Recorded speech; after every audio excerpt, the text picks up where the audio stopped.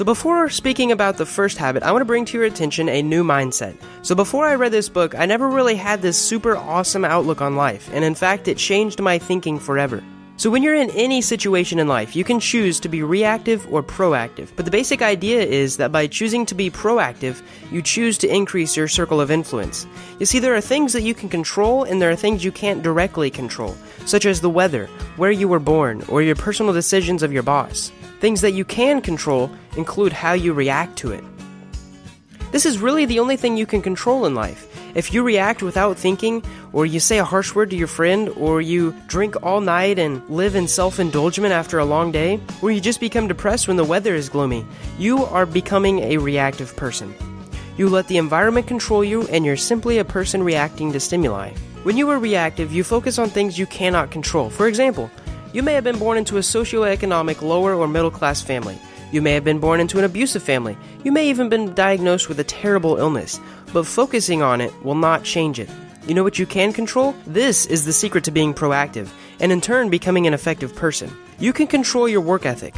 You can control how you treat the people in your life, and you can control if you put on your seatbelt or not. By focusing on things that you can control, you bring more power into your life and widen your circle of influence. So in short, reactive people are people who complain a lot instead of actually going out and changing their actions, and proactive people understand that even if their complaining was justified, complaining about it wouldn't change anything. It would just be negative toxins in their life, polluting their social environment of their peers. See, most people choose to complain simply because it's easier. So let's move on to the second habit. How do you want people to think of you at your funeral? The second habit is all about becoming the person you want to be by thinking deeply about how other people think of you. Now, I'm a mature enough person to not really care what most people think of me, but I do care what my loved ones think of me. I want my girlfriend to think I'm loyal, trustworthy, and fun to be around. And because of this, I'm not going to cheat on her, I'm not going to lie to her, and I'm not going to fill our conversations with complaints or negative thoughts. See, when you die and there's a crowd of people standing around your coffin, what will they say? What will their best memories of you or their worst memories of you be? Think about the end before any major decision, and this will help you become a more effective person. Do you want to be remembered as a person who added value to society? Maybe start filling your Facebook statuses with more positivity and upbeat content. Basically, are you doing the things that allow you to say you've become the person that you want to be? The second habit also goes into creation a bit. See, according to Stephen Covey, the author, everything is created twice. Once in the mind, and once in the physical, real world. The problem is that many things are created in the mind, but are never manifested into tangible things because we tell ourselves, I can't do it. A lot of time, the only thing stopping you from doing something is yourself. An even worse situation is when things aren't even created in the mind at all. For some people, debt, drugs, despair, or other life problems prevent a person from thinking about creation, and only on the negative outcomes of their situation. And this is where the first habit comes back. Stop focusing on what you can't control, and you'll be able to create more. You'll be able to add more value to the world. The last thing Stephen Covey mentions in this chapter is something called a personal mission statement. Now, this is a one-line sentence that you can rely on to give you a sense of purpose in the world. A very simple mission statement is, I want the world to be better because I was here. In fact, that's Will Smith's personal mission statement. Oprah wants to be a teacher and to be known for inspiring my students to be more than they thought they ever could be. If you keep this mission statement in mind when you make every decision, you will always keep the end in mind. Now that we've talked about the end, let's talk about the beginning. So Stephen Covey came up with this thing called the urgent and important matrix. Basically, everything you can do falls into one of 4 categories. Here's a super easy graphic that can make it easier to understand. Basically, anything urgent is something that needs to be done as soon as possible, and anything important is something that makes us effective. The advice the author gives is to do things that are not urgent, but they have to be important as soon as possible. Because if you do things that aren't urgent before they are urgent, then you won't have to fret about doing them last minute. Here's the thing that kind of annoys me. If I asked most people what they thought was important, they would say things like their health, their relationships, their financial credibility. But when you look into their actions, they spend their time doing other meaningless things like organizing papers, going out for long lunches, hanging out with the wrong crowds, fussing over little crap, doing stupid stuff for the better part of their day that doesn't lead them to bettering the things that they said was important to them. So you gotta put first things first. Spend some time with your family before you waste your time doing something like playing video games. Start putting effort into creating a monthly budget instead of putting your effort pinning new things on Pinterest.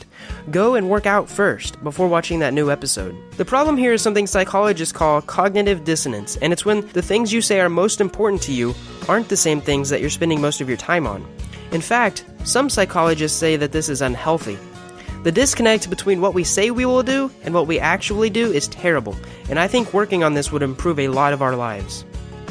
So the first 3 habits are about managing yourself and what you can do independently. There are things you can make changes, mindsets you can alter, and attitudes you can adjust to. They set the foundation for the next 3 habits, which have to do with becoming an effective person in society and involve being dependent. So the 4th habit is called Think Win-Win. Stephen Covey says that there are 6 types of relationships, and you can think of them as personal, business, or even biological animalistic relationships. The first 2 are what most people think the world is made of: lose-win or win-lose, which means for me to win, you have to lose, or the other way around. People with this type of mentality think that to have the largest skyscraper in the neighborhood, they must tear all the other skyscrapers down. You should avoid these situations because someone will lose, even if the net gain is 0. In fact, most people don't even agree to us unless they believe in reciprocal altruism in the long run. Win-lose is like a parasite, where one wins and the other loses. The next relationship that we're going to talk about is just toxic and nasty. It's called lose-lose. The best example I can think of is there's a story where this couple got married. A couple years later, they decided to get divorced, but the man knew that his ex-wife would win half of everything that he owned in court. But he had quite the ego, and he didn't want her getting his Ferrari or Lamborghini, so he sold them both for $10 each. See, both people in this situation lost a substantial amount of value because of their hatred, and you should definitely avoid any type of relationship like this. Now, the next 2 relationships are not bad, but they should also be avoided. Solely win relationships aren't really a relationship at all, since they only affect one person. People in this type of relationship don't care what anyone else gets as long as they get what they want. It's actually very selfish. Now, the next relationship is called no deal. Now, no deal is a neutral mentality, and it's actually the most preferable one if the last one is not offered. Basically, each individual agrees that if both parties don't win, there is no deal. In other words, it's completely unselfish. If I can't get what I want without you benefiting too, it's not worth it and there's no deal. Now, the next relationship we're going to talk about is called win-win, and these happen in couple relationships or business relationships and even in ecology. Mutualistic relationships or symbiosis is a term when 2 animals benefit from living together. For you to win, the other person does not have to lose. I could buy and read a book that gives me huge insight into a recent problem I'm dealing with, and because of this, I benefit from the advice and the author benefits from the money. I can make a video and upload it to YouTube and benefit from the advertisement revenue, and the viewers will benefit from the life-changing perspective. So start searching for win-win relationships, and you will surely become an effective person. Aha, the next habit. I love this habit. So the author gives a little story where a dad is talking to his coworker about a situation with his son. The father and son have a talk, and after the talk, the dad goes to his friend for advice. "I just can't understand my son sometimes," the dad says. "He won't listen to me." And his friend goes, "Let me rephrase that. You can't understand your son because he won't listen to you?"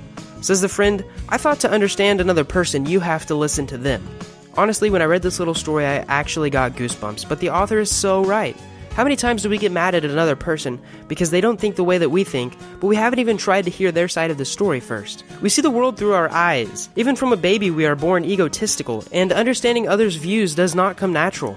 Learning to become an effective person is understanding everyone has their own perspectives and opinions from their own personal experiences and life events. You should seek first to understand, because once you understand the situation and the person's feelings towards it, you might have a better chance of helping them understand you.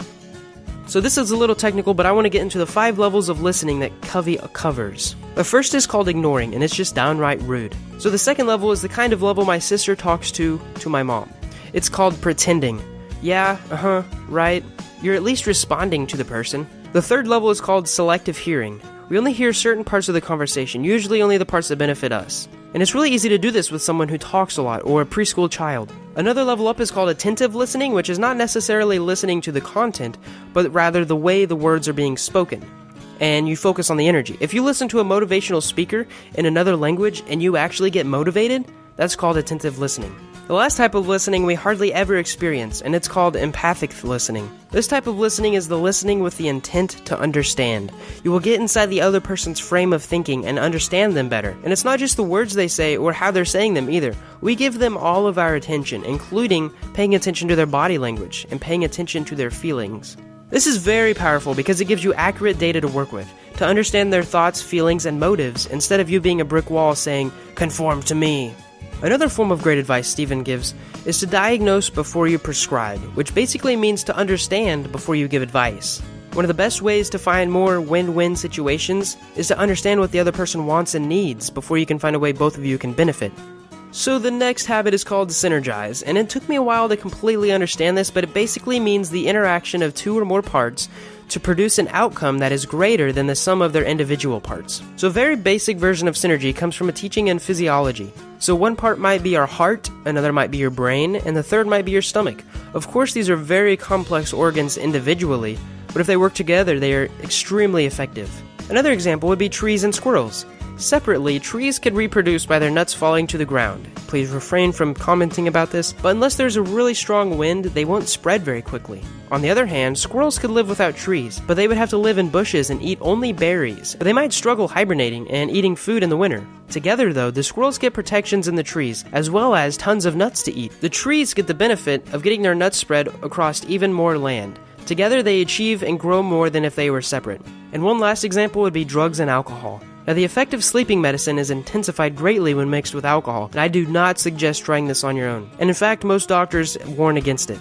Now, these are considered constructive synergy, but there is also reductive synergy. An example of this is if you had the plague, but then you were also diagnosed with depression. Both are really bad to have, and if you have them at the same time, well, you might need some external help. In medicine, there's actually a word for this, and it's called comorbidity. The opposite of synergy can also happen, sometimes referred to as negative synergy, and this is when waste is created. Let's say you spend $5 million on a business deal, and another company puts in $5 million so that you both can invest in the same company for more money. However, the business that you put money in actually failed because it went over a certain amount, and because of taxes, it failed. The sum of two parts is actually less than the total amount of both separately. An example of negative synergy would be 1 + 1 = 1/2. Seeking synergy will benefit your life in many ways, but particularly your business, relationships, and general life will benefit if you can find synergy. Synergy is basically 1 + 1 = 3. Now that was the sixth habit, and that concludes the habits that you can do with improving yourself by dealing with others. Now we're going to be moving on how you can unleash your future potential by investing. So the best investment you can make is in yourself. And by reading this book, you're ahead of the curve. And by watching this video, you have a huge advantage of other people. So Covey gives the example of this guy cutting down a tree with a very dull saw. I mean, it's going to take him at least 6 hours to cut down this huge tree. If he were to spend 1 hour sharpening the saw, it would only take him 3 hours to cut down the tree, leading to a total of 4 hours instead of 6. We see how simple this is. How easy it is for the guy to cut the tree down faster, but we hardly ever apply the same principle to our lives. For example, we can sharpen our physical saw by eating well, maintaining a healthy diet, and exercising regularly. Let's sharpen the saw by working out 3 times a week instead of paying for it with advanced medical treatment in 40 years. Another example of sharpening our minds is by learning, reading, and teaching. There are plenty of studies that show teaching someone something is a great way to ingrain ideas into our head. And in fact, it's one of the reasons I'm making this video. Instead of reading the instruction manual, we try to do it ourselves and waste 3 hours when we could have humbled ourselves and sharpened our mental saw. Covey also suggests sharpening some other areas of our life, such as emotional and spiritual areas. You can invest in your relationships with others in many ways, some of which include spending time with your friends, playing games with your family, or studying with classmates. Enriching your spiritual life is also important.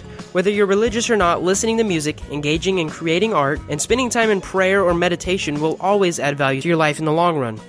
Living a meaningful and effective life doesn't just happen. You have to make time to cultivate the areas of your life you want to produce fruits, and you do this by sharpening the saw. I hope after watching this video you've gained at least one gold nugget of knowledge or practical life advice that may move you in the right direction to becoming a more effective person. If you like this video, please leave a big fat like, and if you want more educational and valuable life improving videos like this, then subscribe. Thanks for watching.